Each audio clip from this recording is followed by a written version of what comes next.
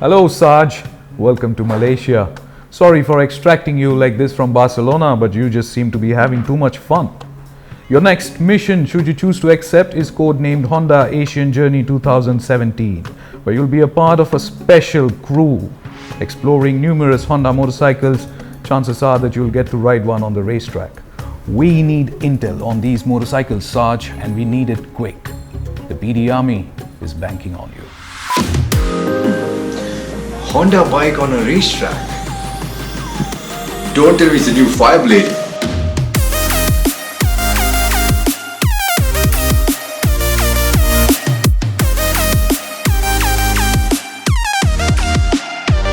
So, we're at the racetrack and we are not here for the new FIREBLADE. We are here for the mothership.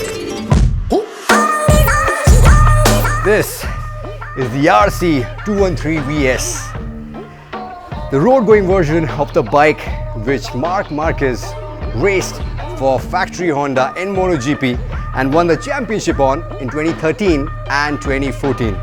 It costs about 188,000 euros, which is about 1.5 crores. And that's because this is the closest you will ever get, I'll ever get, to riding or owning a MotoGP bike. Because 80% of this motorcycle is exactly the same as Marc Marquez's race machine. We are talking hand-fabricated Meraki chassis and swing arm. We are talking race spec TTX36 rear shock and TTX25 gas forks. We are talking magnesium wheels from Marchesini, body panels made from layers of carbon fiber. We are talking a dry clutch just like on the MotoGP race bike. So essentially, this gets pretty much everything other than the seamless gearbox, the pneumatic valves and the carbon brakes, because this is a road-going bike with a headlight and rear view mirrors. But then still, the dry weight of this machine is just 170 kgs. But what you do get is the same 90-degree V4 998cc engine from Marc Marquez's 2012 MotoGP bike.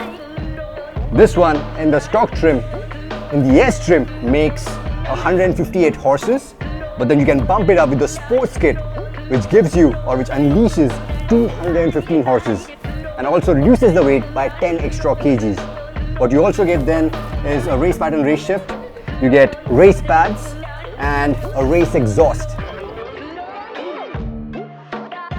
Also on the electronics front, you still get the 6-axis IMU, which is linked to the 9-stage torque control and the 4-stage engine braking.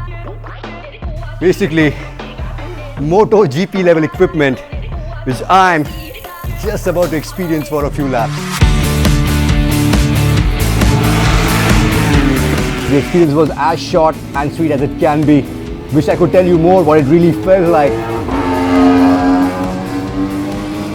But unfortunately, I can't tell you more because the experience was too short for me to really understand a motorcycle of this caliber.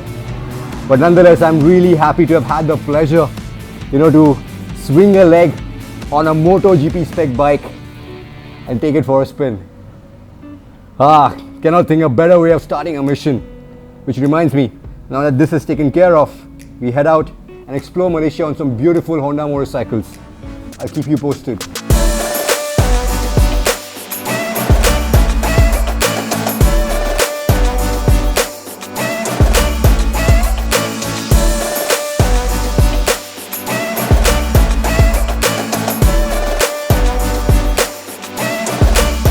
Alright, so this is Sarge reporting from Malaysia after the touring legs so far.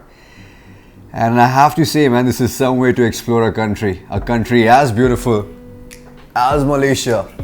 And to do it on every type, every kind of motorcycle that Honda makes.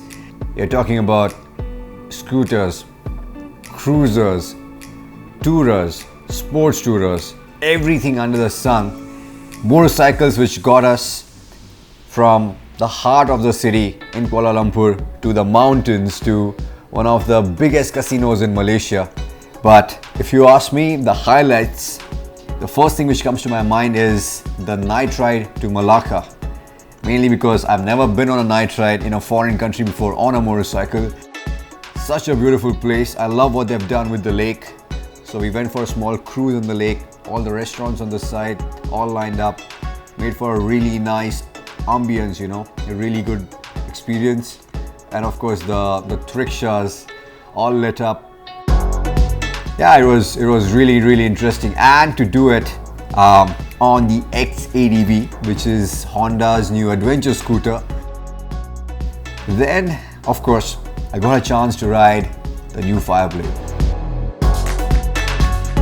First and foremost, I think it looks fantastic. In my books, it is one of the best looking FIREBLADEs. It's edgy, it's aggressive, and it's compact. It is ridiculously small, especially for a bike with an inline 4 configuration. This is the first time we are seeing ride-by-wire throttle on the FIREBLADE, and they have still nailed it because the fueling is immaculate. The power delivery is what we have come to expect from the FIREBLADE. You know, it's very linear, it's very smooth. But more than that, it was the tractability, because this was a road ride. We were again riding on a convoy on the highway. Then the last bike which has made an impact on me so far is the Honda RC213V-S. I finally got a chance to ride it. This is the bike which has just been launched in India, and I would say it is an improvement over the previous model. The first thing which comes to my mind is ride quality. The ride quality on the previous bike was good to start with. This one is even better because of the new show-off forks. They have this new dual bending valves, something which we have seen even on the Harley touring range. It did really well. It's still buzzy around between 7 to 8,000 RPM or so. The power delivery again on this is great. The braking is also improved, and yeah, I cannot wait to ride it some more and test it back in India. Tomorrow is the last leg of the journey, last leg of the tour. And even though Honda won't tell us where we are going, they assure us that it's going to be a place which is going to be very memorable. So I look forward to it, and obviously I'll keep you guys posted. Until then, this is Sarge signing off. See you.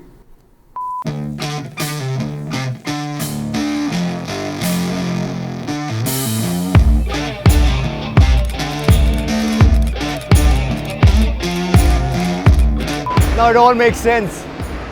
This is where it all comes together. This is the final piece of the puzzle. The puzzle which started with the RC213V-S. I know why we were riding that bike to kickstart this tour.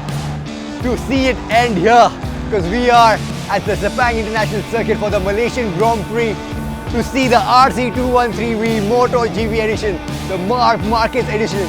And what a time to be here, because there's no better feeling than seeing your MotoGP stars, your favorite MotoGP stars, live in action from such close quarters. Thank you so much for watching. This is Sarge signing off from Malaysia. I hope you have enjoyed this tour as much as I have.